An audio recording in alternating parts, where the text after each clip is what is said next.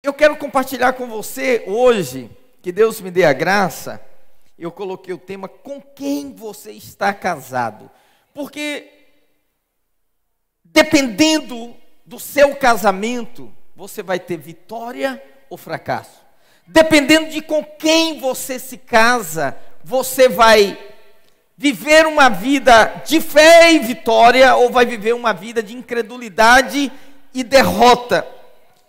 Então, esse casamento é muito importante para nós. Pastor, e eu que estou solteiro, você também tem que pensar nisso. Com quem que você vai firmar aliança? Porque essa aliança vai determinar se daqui a 5 anos você vai estar liderando, se você vai continuar como anfitrião, se você vai continuar servindo a Deus, se você vai continuar dando aula, se você vai continuar vivendo a vida da igreja. Às vezes, eu mesmo fico chocado com a nossa igreja, conversando com irmãos. Porque nós somos uma igreja assim, literalmente você pode chamar de domingueira. Os nossos cultos são só domingo, não é?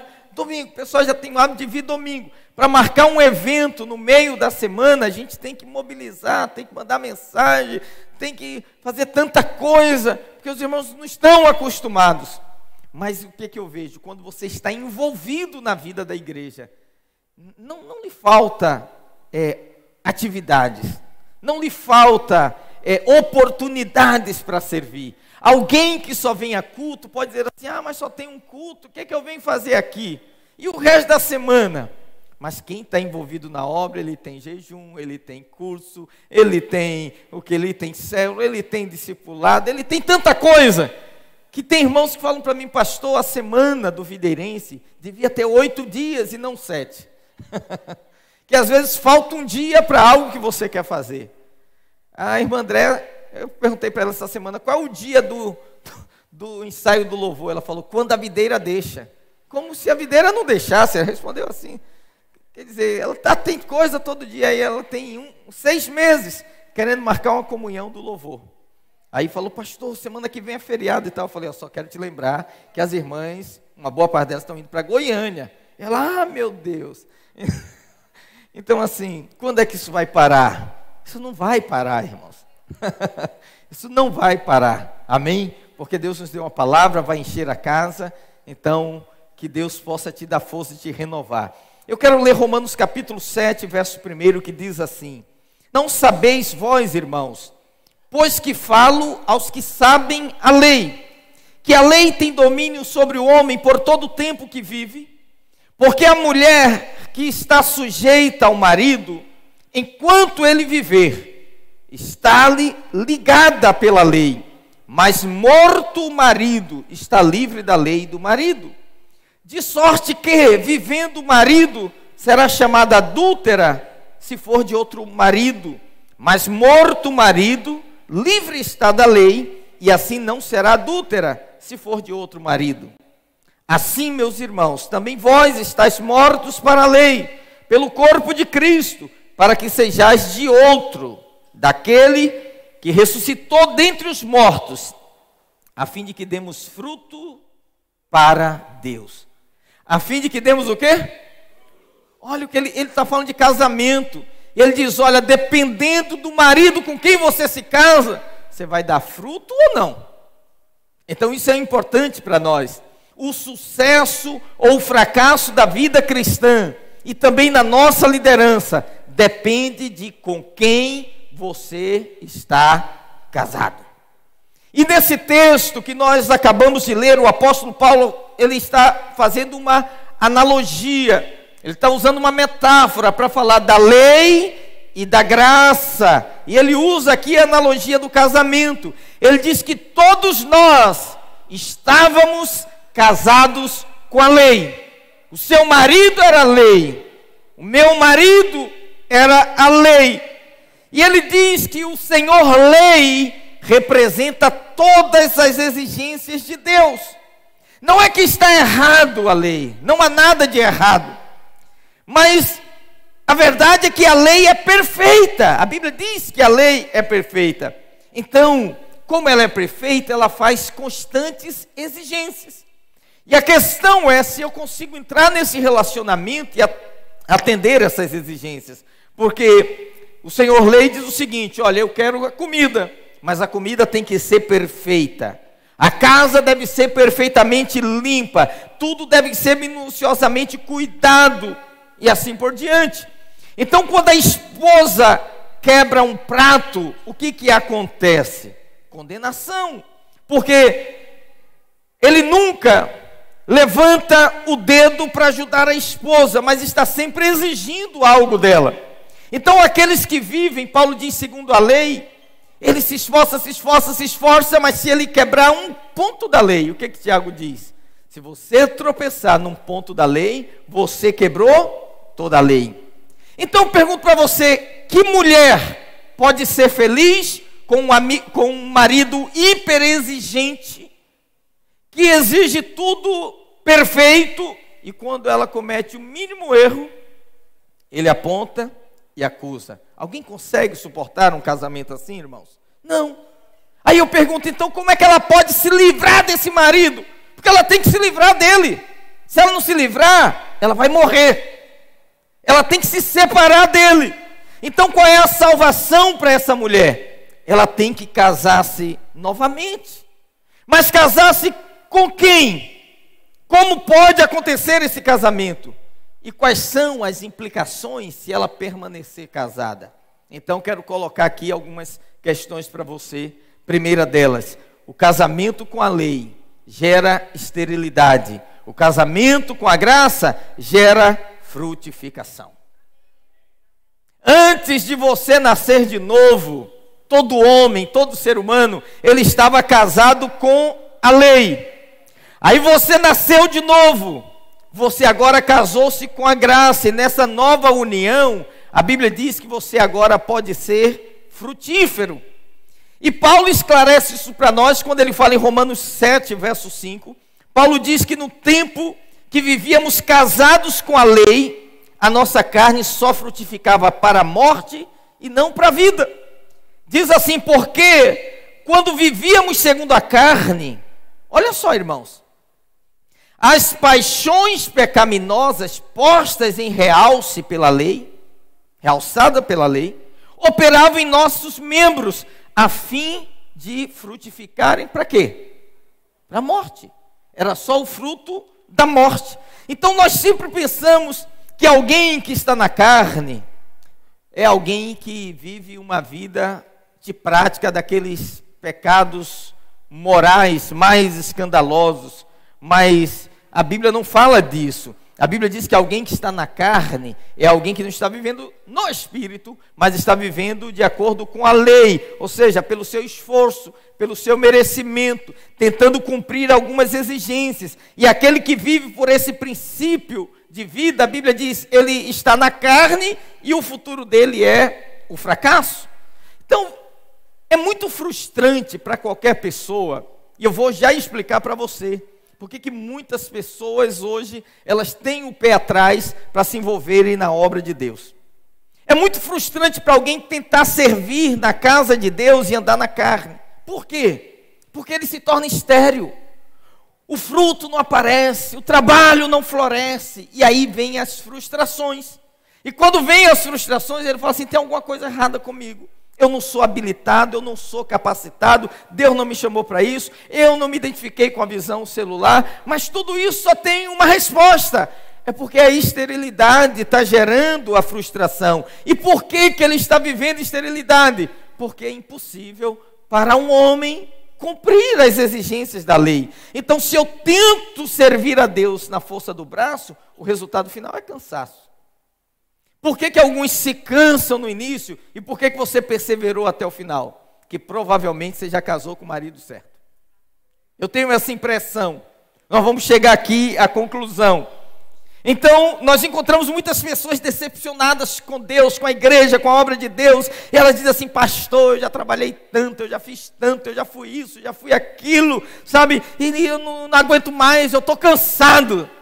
Esse cansaço é o sintoma, é o sinalizador, é o ponteiro no painel do carro, avisando que ela não está, vamos dizer assim, com o óleo do Espírito, mas está trabalhando seco.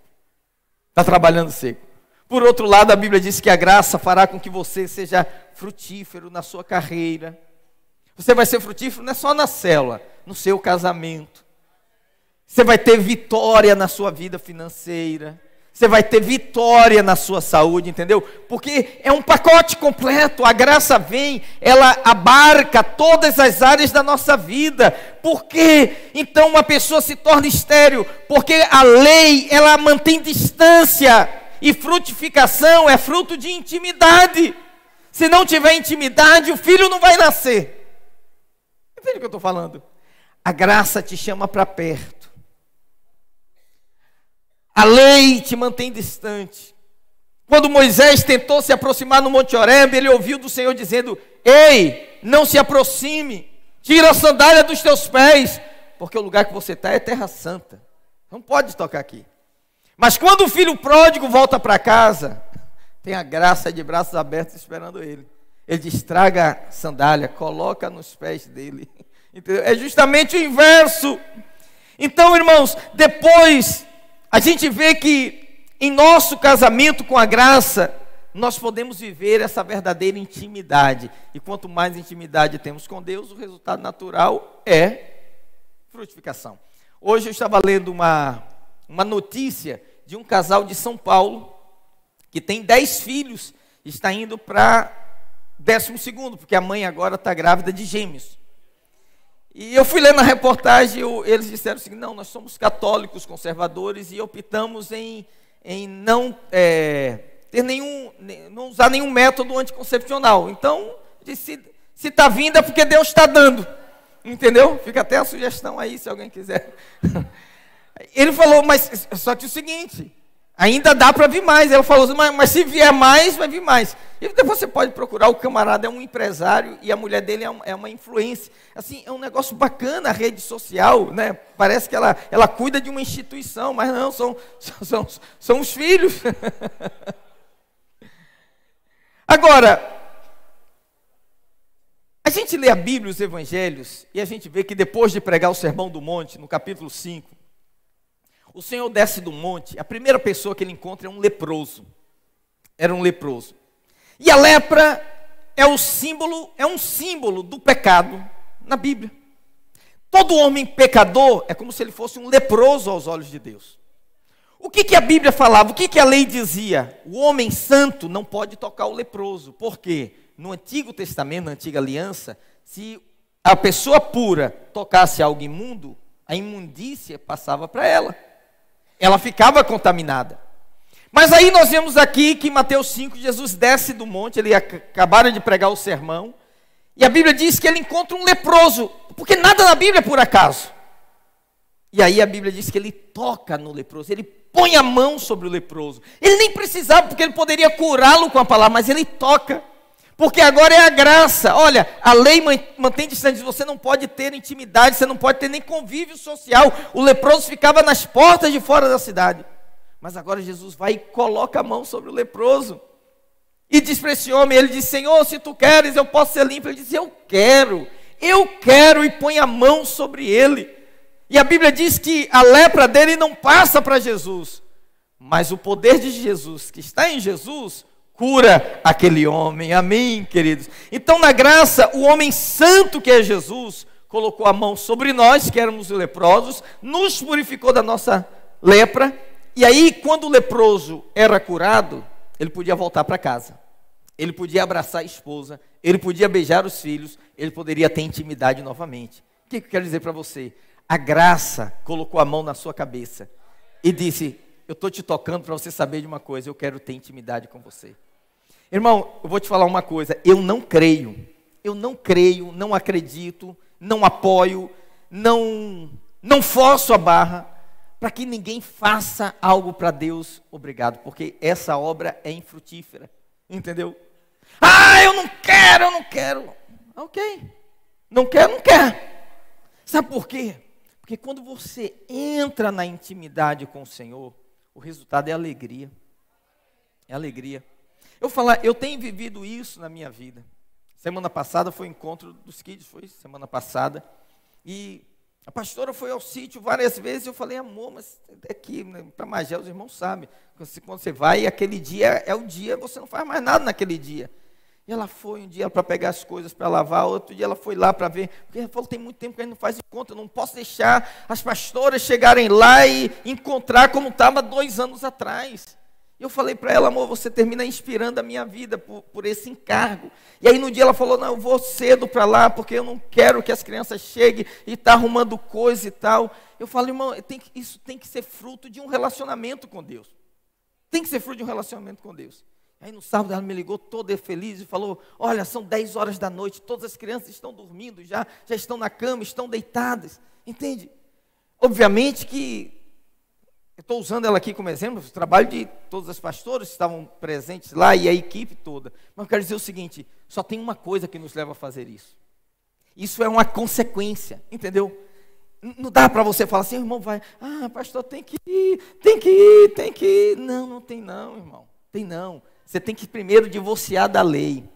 Você tem que separar da lei. Quando você estiver na lei, você não tem que fazer nada. Entendeu? Agora, quando você entrar na graça, você vai estar na fila, pastor, já acabou, não, vamos fazer outro. Que isso? Não, entendeu? Muda completamente. E a minha pergunta é, se você está tendo êxito ou não, depende de com quem você está casado. E você tem que estar casado com a graça. É a graça que vai fazer você frutificar. Segundo, o casamento com a lei fortalece o pecado, diz a Bíblia, mas o casamento com a graça faz o pecado perder a força. Então você tem 2 problemas aqui. O primeiro problema da esterilidade, mas há outro problema que aflige os filhos de Deus, que é o problema do pecado. Sabe, a vontade de Deus, irmãos, diga assim, a vontade de Deus para a minha vida, diga, é a provisão, é a libertação plena. Diga, é uma vida abundante. Deus não quer que você seja dominado por nada. Não estás debaixo da lei, sim debaixo da graça. Quando você está debaixo da lei, o pecado floresce. Então, isso aqui talvez seja uma das promessas mais maravilhosas que precisamos nos apropriar na nova aliança. Ele está dizendo, ei, você nasceu de novo, não pode mais estar debaixo da lei. Somente quando saímos debaixo da lei e nos abrigamos no guarda-chuva da graça, é que o pecado perde força. Eu já falei para vocês aqui muitas vezes, eu não creio nessa transformação de irmãos que ficam dizendo assim, pastor, eu estou me segurando, pastor, eu estou fazendo, pastor, eu não sei se eu vou aguentar, não. Paciência tem limite, pastor, é muita tentação. Isso aí é você tentando mudar a sua vida. Desista disso. Porque sua vida não vai mudar assim. Você vai ficar uma semana, um mês, 2, 3, mas vai ter uma hora que vai cair na lama. Por quê? Porque você não vai conseguir. Por que você está vivendo assim? Paulo diz, a força do pecado é a lei. Romanos 7, 8. Mas o pecado, tomando ocasião pelo mandamento. O mandamento é o que? A lei. Despertou em mim toda sorte de concupiscência. Olha só, o que é concupiscência? É desejo, aqueles olhos que desejam o pecado, a sensualidade, a luxúria, as paixões da carne, isso é concupiscência. Ele diz aqui, tomando ocasião pelo mandamento, despertou a concupiscência, porque sem lei está morto o pecado. Sem lei o pecado está morto, mas o pecado está vivo para alguns. Por quê? Ele diz que quando você diz assim, irmão, não pode, mas parece que você está levantando o exército todo contra você. Entendeu? É como eu dizer para você aqui, não pense no Mickey Mouse. Por que você pensou? Se eu falei que não era para pensar. Entendeu? Então, nas igrejas, de maneira geral, tem muitas pregações contra o pecado. E eu entendo, esses pregadores estão o tempo todo aí, não, tem que falar da santidade, tem que combater o pecado, que a igreja é isso, por causa do pecado e tal. Mas ele não vai resolver o problema do pecado colocando proibição, porque aqui na igreja é assim, eu não permito isso. Irmão, eu já desisti de controlar a vida das pessoas. Um dia desse eu li uma frase que eu me identifiquei tanto. Essas frases de Instagram, né? Ele dizia assim, sinais de que você está ficando velho. Você gosta de comer em casa, gosta de dormir na sua casa, gosta de ficar em casa. Eu falei, sou eu. Estou ficando assim. O período mais angustiante da nossa vida é quando a gente fica tentando mudar as pessoas na força do nosso braço. Irmão, coloca uma coisa na sua vida, na sua mente: você não é Espírito Santo. Você não vai mudar ninguém. Você não muda nem a você mesmo. Como é que você quer mudar outras pessoas? Pastor, o que eu faço? Ora. Ora. Ajoelhe e ora. Ajoelhe e ora, não é que assim que diz a música? E deixa Deus fazer. Primeiro você tem que viver essa experiência com Deus. Por isso o Atmani fala no homem espiritual que quem nunca foi tratado por Deus em uma área, ele não consegue lidar com aquelas situações. Primeiro você tem que ser tratado por Deus. Você tem que entrar nessa experiência. A verdadeira libertação é quando você nem lembra do pecado. Qual é o problema de muita gente? Ele fica o tempo todo consciente do pecado. Meu Deus, não posso fazer. Meu Deus, não posso errar. Meu Deus, meu Deus. Sabe, ele está consciente do pecado. Não, você não tem que acordar consciente do pecado. Você tem que estar consciente da justiça de Deus. Da sua identidade em Cristo Jesus. A maneira de vencer os pensamentos impuros não é você tentando subjugá-lo no seu esforço próprio. Quanto mais esforço você faz, mais você afunda. Dizem, eu não sei de fato, que não existe realmente areia movediça. Mas eu lembro quando eu era criança, existia muito filmes que pessoas caíam na areia movediça, lembra disso? E a pessoa ficava tentando sair, quanto mais ela se debatia, mais o negócio afundava. Isso é a crentolândia tentando vencer o pecado. Entendeu? Por isso que na Bíblia tem um princípio, que ele diz o seguinte: ó, tribulação, você encara de frente, igual a águia, sobe nos ventos contrários, mas tentação você foge. Entendeu? Tentação, José corre, deixa a roupa para trás, deixa tudo e foge. Entendeu? Não fica tentando lá, não, mas eu vou conseguir, eu vou vencer, eu consigo. Não, irmãos, não consegue. Agora, pastor, o senhor está falando isso, o senhor está sendo indulgente com o pecado. Ah, então pode fazer? Nunca falei isso para os irmãos. A ideia de se entregar, a ideia aqui é você se entregar nos braços do Senhor e dizer assim: Senhor, eu não consigo vencer, vence por mim. Eu não consigo me transformar, me transforma. Então, o que é a lei? Diga assim: a lei é demanda, a lei é exigência, a lei é nota promissória, a lei é carta de cobrança, a lei é o dedo apontando para você: faça isso, não faça aquilo, faça isso, não faça aquilo. Demanda o tempo todo com Deus. Mas quando você levantar de manhã, você tem que se lembrar de uma coisa: Deus não está mais demandando com você, Deus está suprindo você. Filho, hoje você precisa disso, eu vou te suprir. Ah, eu vou ministrar, vou te suprir, vou te dar graça. Ah, eu vou servir, eu vou te fortalecer, eu vou te dar graça. Ah, eu tenho que lidar com meus filhos, eu vou te... Deus todo dia quando Ele acorda, Ele pega os seus desafios, prepara o suprimento e diz: eu vou te munir com esse suprimento que você precisa. Ele não está dizendo assim: ó, tem aí, eu quero ver como é que você vai fazer. Vai lá, dá seu jeito. Não, mas Ele vai dando o suprimento. Semana passada o irmão falou assim para mim: pastor, comecei a liderar uma igreja muito pequena, e quando começaram a vir os problemas, eu fiquei pensando: meu Deus, se eu, tantas vezes agora no início, já pensei em chutar o pau da barraca e deixar tudo para lá. Ele disse que pensou em mim, falou: como é que o pastor Ricardo consegue aguentar? Que ele deve passar por coisas assim. Eu falei para ele: irmão, é assim, ó, quando Deus te chama, Deus vai te capacitando, Deus vai te ungindo, Deus vai te dando, sabe, a sabedoria. Ele é um Deus provedor, entendeu? Ele não está ali apostando na sua queda para dizer: eu falei, você nem ia conseguir. Não, Ele está te suprindo. Ele disse: vai, porque eu sou contigo. Não te mandei eu?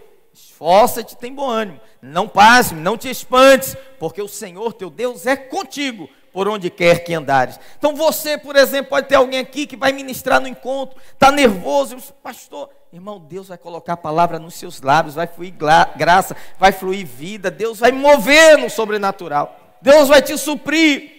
Quem vive debaixo de uma constante sensação de que Deus está demandando com ele, não tem paz para servir a Deus. Quem vive debaixo de constante demanda e exigência, sabe, ele também se torna um cobrador na vida dos outros. É por isso que tem tanta gente na igreja com cara de nota promissória. A pessoa já te cumprimenta assim: você vai me cobrar alguma coisa, o que eu estou devendo dessa vez?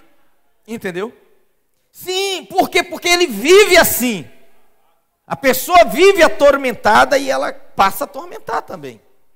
Eu já atormentei também a vida de muita gente, eu não quero atormentar mais.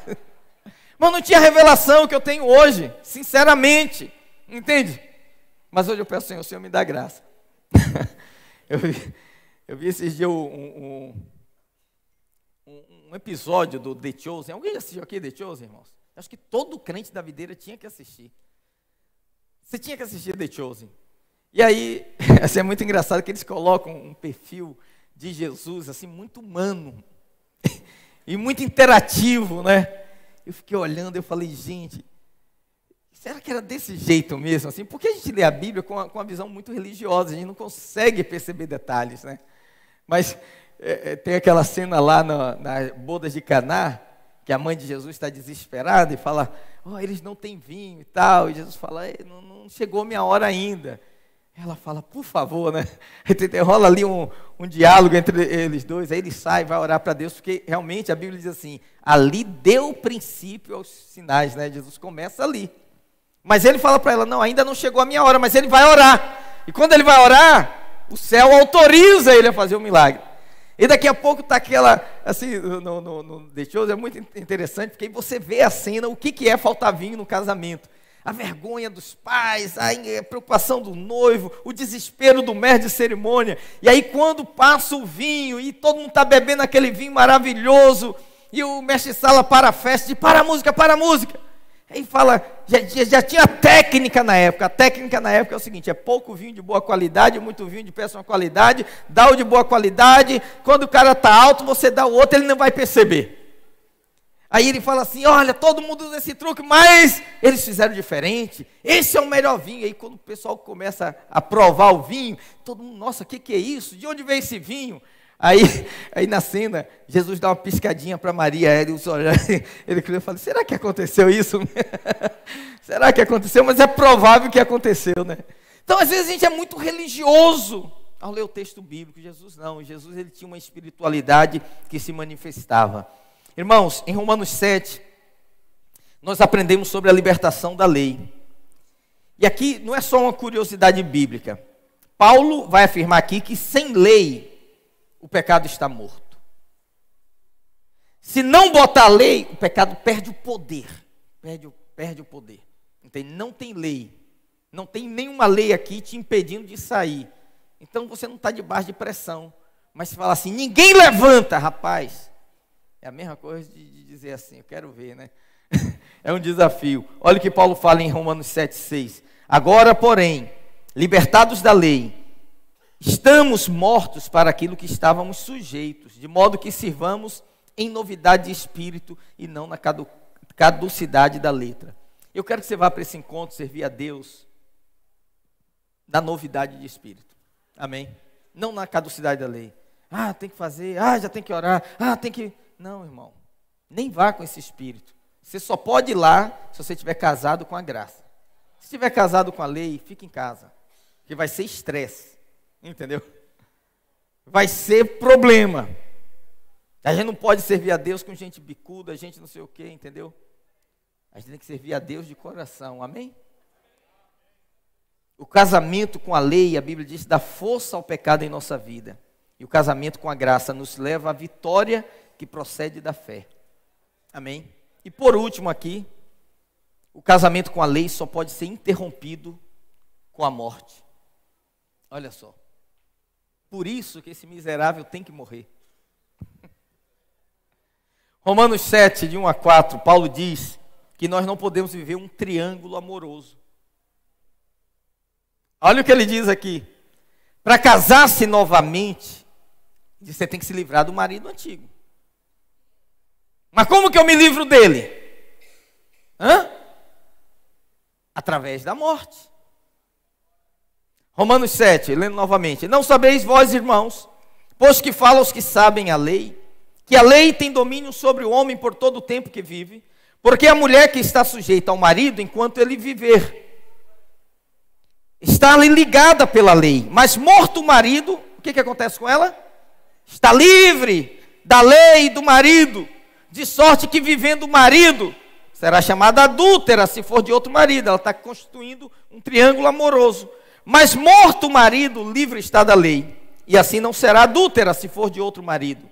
Assim, meus irmãos, também vós estáis mortos para a lei, pelo corpo de Cristo, para que sejais de outro, daquele que ressuscitou dentre os mortos, a fim de que demos fruto para Deus. Então Paulo aqui está usando uma analogia do casamento. Ele diz assim, olha, todos nós estávamos casados com o Senhor Lei. Quem que é o Senhor Lei? É aquele marido exigente, que está em constante demanda conosco. Ele diz, tem alguma coisa de errado com ele? Não, porque ele diz, a lei de Deus é perfeita e refrigera a alma. É perfeito, o problema dele é esse, é que ele é perfeito. Então a Bíblia diz que toda lei que procedeu de Deus é perfeita. Mas essa lei não foi dada para te aperfeiçoar, ela foi dada para revelar a sua imperfeição. Essa lei é santa, mas ela não tem o poder de te santificar, ela só expõe o seu pecado. Então para que foi dada a lei? Para você chegar ao fim de si mesmo e dizer assim, miserável homem que sou, eu preciso da graça de Deus na minha vida. Eu preciso da graça de Deus na minha vida. Imagine que você tem aqui um copo de água. E aí tem um resíduo sólido aqui no fundo do copo. Aí eu pego uma colher e começo a misturar. O que vai acontecer? Aquele resíduo vai se tornar visível. Ele vai aparecer. Eu pergunto, a colher é má porque fez isso? Não, o resíduo já estava lá. A colher é a lei. Entendeu? A concupiscência, o pecado já estava lá. Só que quando a lei entrou em contato, ela mostrou. Por isso Paulo diz assim, se a lei não dissesse, não cobiçarás, eu achava que eu não tinha pecado, porque ele é fariseu de fariseu, cumpridor da lei, honrava pai, mãe e tal, mas quando falou assim, não cobiçarás, ele falou, aí não, aí todo homem cai, porque você olhou, desejou, já cobiçou, viu o carro, esse carro já cobiçou, viu a casa, viu a mulher do outro, já cobiçou, entendeu? Ele falou, nesse pecado todo homem cai. Então mais uma vez, ele diz que a mulher não pode ser feliz casada com o Senhor Lei. Pergunta de $1 milhão, como que ela vai se livrar desse casamento? Se Paulo diz que a mulher está ligada ao homem enquanto ele vive, a única maneira dessa mulher se ver livre seria pela morte do marido, o Senhor Lei. Só que a lei não pode morrer, porque a lei é eterna também. Então tem outra solução, você tem que morrer. Você tem que morrer. Mas aí como é que eu vou morrer? Se eu morro, eu não posso casar de novo. Entendeu o que eu estou falando? Porque aí a gente quer trocar de marido. O que a Bíblia fala? Olha qual foi a providência de Deus. Jesus morreu e incluiu a mim e a você na morte dele. Como ele morreu, eu morri com ele. Eu não morri? Então eu não estou mais ligado àquele marido. Saí da lei. O que eu faço agora? Vou casar com a graça. Por isso que tem uma música que a gente canta aqui, que eu amo demais essa música. Ele diz assim, quando ele morreu, eu também morri, né? Ele subiu ao céu, eu também vou subir. É desse jeito. Entende? A lei não tem como morrer, mas eu morri em Cristo. Me desvinculei dela. E agora eu posso casar novamente. Olha o que diz aqui, Colossenses 2,14. Tendo cancelado o escrito de dívida que era contra nós, e que constava de ordenanças, o qual nos era prejudicial, está vendo? As ordenanças da lei nos eram prejudicial. O que ele fez? Removeu inteiramente, encravando na cruz. Então uma vez que nós morremos, nós estamos livres para casar com outro, e esse outro é Cristo Jesus. E agora, esse é menos exigente? Não, esse é mais exigente ainda. A lei não era exigente? A graça muito mais, porque a lei diz o seguinte, olha, se cometer adultério, é réu de morte. Mas a graça vem e diz assim, mas se você olhar, na lei, o adultério era a consumação do ato conjugal. Na graça ele diz que se você olhar com um olhar lascivo, sabe o que é olhar lascivo? É aquele que o camarada olha uma vez, olha a segunda e diz, se eu pudesse, ela quisesse, meu dinheiro desse. Mais ou menos assim. Já pecou, ele diz, já pecou. Então o que a lei, a graça faz? É um marido exigente. Você agora casou com outro marido. Só que ele diz assim, ó, eu quero uma comida perfeita. Nem muito sal, nem insossa. Tem que ser no ponto. Você fala, mas eu não consigo. Ele diz, então, eu vou fazer a comida para nós dois. Olha, eu quero essa casa limpa, nem uma poeira. Eu quero passar o dedo e não perceber nenhuma sujeira. Mas eu não dou conta. Eu vou fazer e nós vamos morar numa casa limpa. Mas eu que vou limpar a casa para você. Eu quero que você vá nesse encontro e faça uma ministração impecável. Senhor, eu não dou conta. Eu vou ministrar com você. Eu vou estar lá com você. Eu quero que você faça uma oração que toque o Senhor. Eu não sei orar. Eu vou orar por você, através de você. Então a diferença da lei e da graça é essa, que na lei o cara está suando, está se contorcendo, e aí ele chega aqui esbaforido, exausto, e fala, ai pastor, pelo amor de Deus, não me fala encontro nos próximos 6 meses, é muito desgastante, sai da lei, miserável, larga esse marido, casa com a graça. Casa com a graça. Você vai ver Deus operando, vai ver Deus transformando. Até aquele camarada, coração duro, que entrou lá, você vai ver ele chorando, virando lá pelo avesso, Deus transformando. E você vai se voltar aqui e dizer assim, pastor, a gente tem que fazer mais encontro, pastor, a gente tem que alcançar mais gente, pastor, não pode parar, pastor, é muito bom, Deus faz. Você vai se ver na vida das pessoas, dizendo, um dia eu estive aqui, eu sentei nesse lugar, Deus mudou a minha vida, agora eu estou vendo Deus mudar a vida de outras pessoas. Oh, irmãos, isso é maravilhoso demais. Isso é maravilhoso demais. A provisão de Deus para a nossa vida é tudo o que nós necessitamos. Por isso, dependendo de com quem você está casado, você pode andar em vitória ou em derrota. Eu quero desafiar você a andar em vitória. Como? Casando com a graça. A Bíblia diz, você já está casado com a graça. E se eu voltar para a lei? Triângulo amoroso, não pode. Não pode. Ele diz, não pode. Você já morreu, já não tem mais nada a ver com ele. Agora você está casado com a graça. Quem está casado com a graça aí? Fica de pé em nome.